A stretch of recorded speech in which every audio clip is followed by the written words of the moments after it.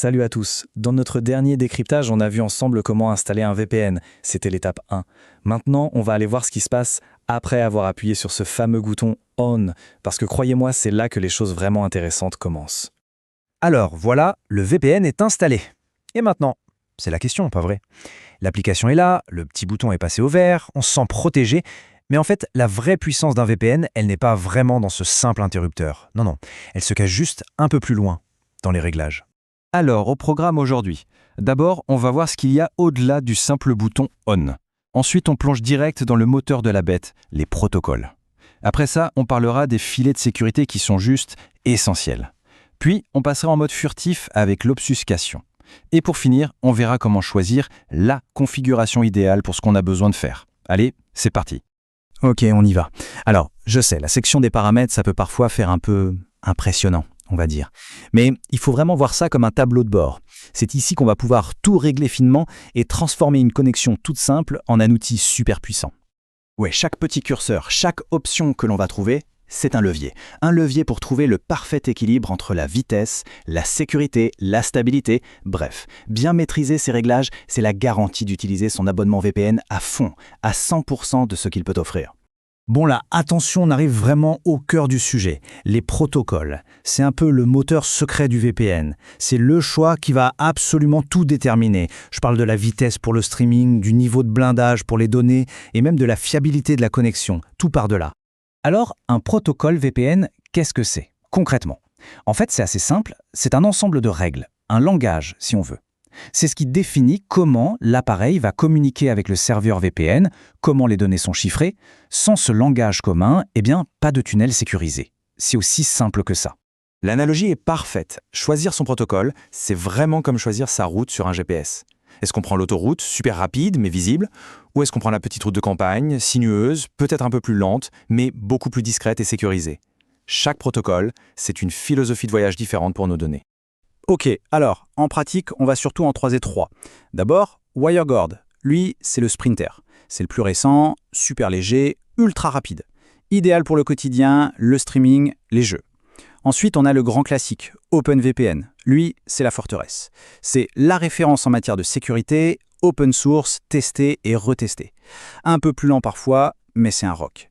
Et enfin, il y a IKEA2/IPsec.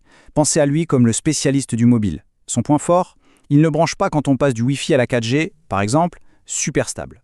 Ah, petite parenthèse sur OpenVPN, c'est important. Il a 2 saveurs, UDP et TCP. Pour faire simple, OpenVPN en UDP, c'est rapide. Il envoie les données sans vérifier à chaque fois si tout est bien arrivé. Parfait pour le streaming ou les appels vidéo, où une micro-perte n'est pas grave. A l'inverse, OpenVPN en TCP, c'est la fiabilité avant tout. Il vérifie que chaque petit paquet de données est bien à sa place. C'est plus lent, mais c'est indispensable quand on télécharge un fichier important par exemple. On ne veut perdre aucune miette. Ok, on a choisi notre moteur. Maintenant, il faut s'occuper des équipements de sécurité. Les airbags, les ceintures, bref, les fonctions qui sont là pour nous protéger en cas de pépin. Et croyez-moi, elles sont vraiment non négociables. Et la première de ces fonctions, c'est le fameux Kill Switch. C'est un nom un peu dramatique, mais c'est super important. En gros, c'est un coupe-circuit. Si jamais la connexion VPN tombe pour n'importe quelle raison, paf, le kill switch coupe immédiatement tout accès à Internet. Ça peut sembler un peu radical, mais c'est la seule façon d'être sûr à 100% que notre véritable adresse IP ou nos données ne fuitent pas, même pendant une fraction de seconde. Parce que sans ça, les risques sont bien réels. Le VPN se déconnecte et hop, la véritable adresse IP est exposée au grand jour. Le fournisseur d'accès à Internet peut de nouveau voir toute l'activité. Et pire, les requêtes DNS peuvent fuiter, ce qui révèle tous les sites qu'on a visités. Bref, c'est tout ce qu'on essaye d'éviter en utilisant un VPN. Allez, on passe à une autre fonction que je trouve géniale, le split tunneling. Le concept est simple mais hyper pratique. Imaginez qu'on puisse dire à son ordinateur, toi le navigateur web, tu passes par le VPN. Mais toi l'application de streaming, tu te connectes directement à Internet. Eh bien, le split tunneling, c'est exactement ça. On choisit application par application qui utilise le VPN et qui ne l'utilise pas. Et ça sert à quoi? Eh bien, par exemple, on peut vouloir accéder à son imprimante sur le réseau local tout en naviguant de manière sécurisée. Si tout passe par le VPN, l'imprimante est invisible. Avec le split tunneling, on règle le problème. Autre exemple, on joue à un jeu en ligne et on veut le moins de latence possible. On peut exclure le jeu du VPN pour avoir une connexion directe et rapide, tout en gardant le reste de ses activités bien protégées. C'est de la flexibilité à l'état pur. Ok, maintenant, on monte un peu en gamme avec une fonction plus pointue, L'obfuscation. Alors là, on entre dans le mode ninja. C'est l'art de se rendre complètement invisible sur le réseau. Le principe est à la fois simple et super malin.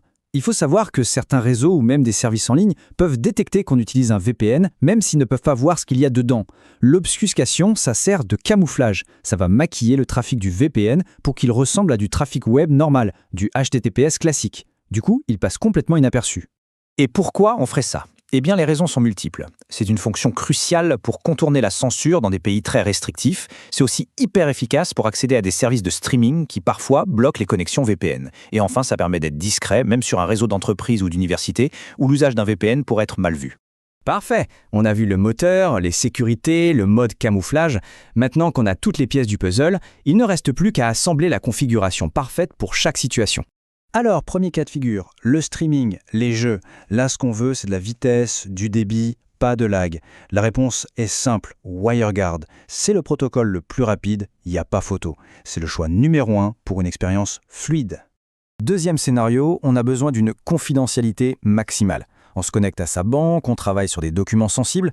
Là, la priorité, c'est plus la vitesse, c'est la sécurité à 100%. Dans ce cas, le roi, ça reste OpenVPN. C'est la valeur sûre, le coffre-fort. Troisième cas, on est tout le temps en déplacement avec son smartphone. On passe du Wi-Fi du café à la 5G dans la rue. Ici, le critère numéro 1, c'est la stabilité. On ne veut pas que la connexion coupe tout le temps. Et pour ça, le champion, c'est IKEV2. Il est fait pour ça, pour gérer ces changements de réseau sans qu'on s'en rende compte. Et enfin, le cas extrême, on fait face à de la censure, à des blocages très très stricts. Là, il faut sortir l'artillerie lourde. La meilleure combinaison, c'est d'activer les serveurs offusqués et de les utiliser avec le protocole OpenVPN. C'est le duo gagnant pour passer sous les radars. Et cette phrase, elle résume vraiment tout. La véritable force d'un VPN, ce n'est pas le bouton sur lequel on appuie, c'est le protocole qui travaille juste derrière, en arrière-plan. C'est lui qui fait toute la différence entre une simple connexion et une connexion vraiment maîtrisée. Voilà. Maintenant, le VPN n'est plus une boîte noire. C'est un outil, avec ses réglages, ses options, et on sait à quoi ils servent. Les clés du tunnel sont entre nos mains. La question maintenant, c'est où est-ce qu'on va aller avec cette connexion super sécurisée ?